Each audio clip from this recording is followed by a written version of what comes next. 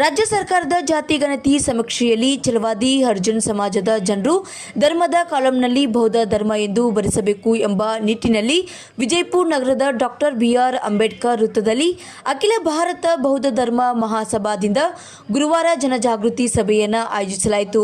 ಈ ಸಭೆಯಲ್ಲಿ ಬೌದ್ಧ ಸಮಾಜದ ಮುಖಂಡರುಗಳು ಭಾಗಿಯಾಗಿ ಡಾಕ್ಟರ್ ಬಿ.ಆರ್. ಅಂಬೇಡ್ಕರ್ ಅವರು ನಾಗಪುರದಲ್ಲಿ ಬೌದ್ಧ ಧರ್ಮ ಸ್ವೀಕಾರವನ್ನ ಮಾಡಿದರು.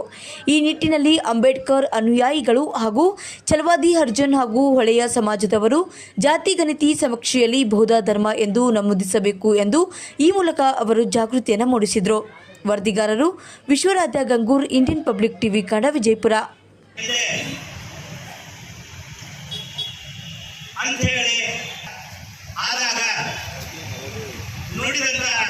ಮಾತಿಗೆ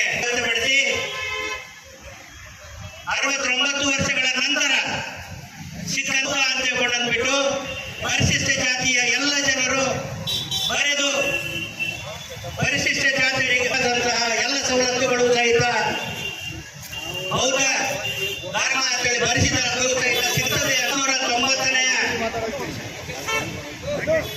1990ರಲ್ಲಿ 15ರಂದು 1990ರ ಆದೇಶದಲ್ಲಿ ಸ್ಪಷ್ಟವಾಗಿ ಸುಮಾರು 35 ವರ್ಷಗಳಿಂದ ಭಾರತ ದೇಶದಾದ್ಯಂತ ಎಲ್ಲ ರಾಜ್ಯದವರು ಈ ಬೌದ್ಧ ಯಾವುದೇ ಸವಲತ್ತನ್ನು ಕೊಡದೆ ಆ ಆದೇಶಗಳನ್ನು ಮುಚ್ಚಿಟ್ಟು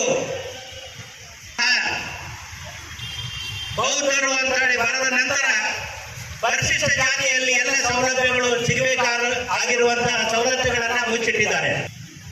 ಕಾಂಗ್ರೆಸ್ ಸರ್ಕಾರದವರು ಒಂದು ಅವಕಾಶ ಕೊಟ್ಟಿದ್ದಾರೆ. ಧರ್ಮ ಕಾಲಮನ್ನ ರಕ್ಷಣೆ ಮಾಡಿ ಮುಖಾಂತರ ಪ್ರತಿಯೊಬ್ಬ ನಾಗರಿಕರಿಗೆ ಎಲ್ಲ ಜಾತಿಯವರಿಗೂ ನಾನು ವಿನಂತಿ ಮಾಡ್ಕೊಳ್ತಾ ಇದ್ದೇನೆ, ನಾನು ಬರೀರಿ.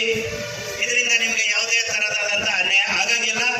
ನೀವು ಈ ಪರಿಶಿಷ್ಟ ಜಾತಿಯ ಕರ್ನಾಟಕ ಬೌದ್ಧ ದಾಖಲಾತಿ ಆಂದೋಲನ, ಬುದ್ಧಿಸ್ಟ್ ಸೊಸೈಟಿ ಆಫ್ ಇಂಡಿಯಾ ಹಾಗೂ ಎಲ್ಲ ನಮ್ಮ ಹಿರಿಯ ಮಾತನಾಡಿಸಿ ಅವರಿಗೆ ಒಂದು ಮೆಮೊರಾಂಡಮ್ ಅನ್ನ ಕೊಟ್ಟು ಇದೇ 22 ನಮ್ಮ ಬೌದ್ಧ ಧರ್ಮ